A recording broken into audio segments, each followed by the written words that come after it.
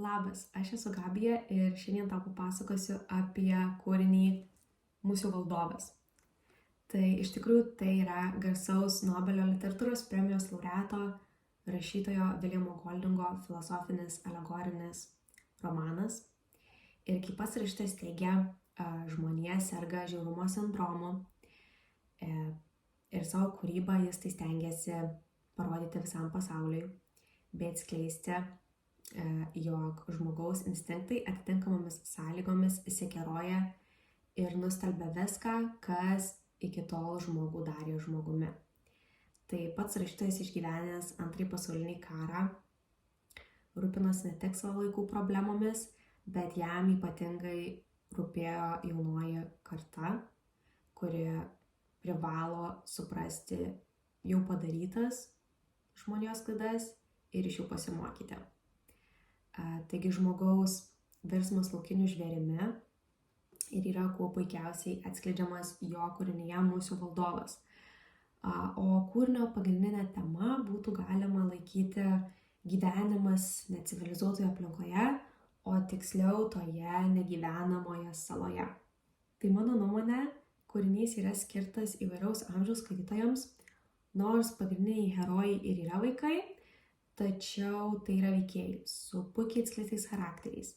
Negana to yra puikiai pavaizduotas jų virsmas iš civilizuotų, humaniškomis idėjomis besivadovaujančių žmonių į žvėris, kurie tiesiog vadovautis instinktais, žiaurumu, kerštu ir pamiršta jausmus savo artimui. Taigi net ir negyvenamoje saloje,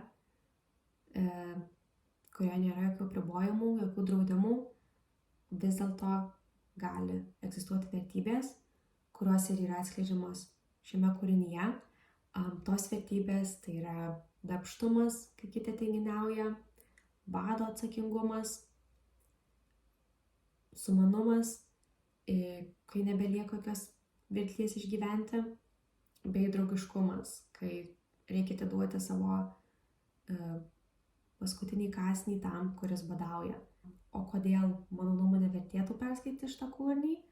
Tai nes jis verčia savęs paklausti, koks yra atlygis už skleidžiamą gėrį ir ar iš viso verta save aukoti.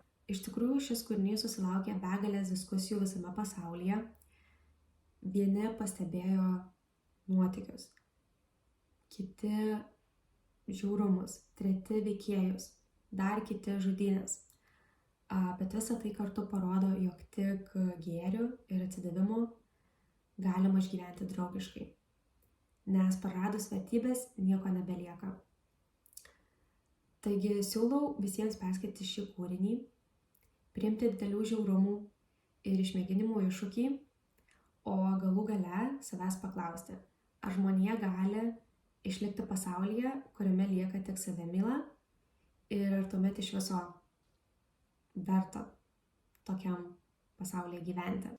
Taigi linkiu visiems pasinerti į knygos Musių valdovas pasaulį ir smagiai praleisti laiką su šia knyga. Iki kitų kartų.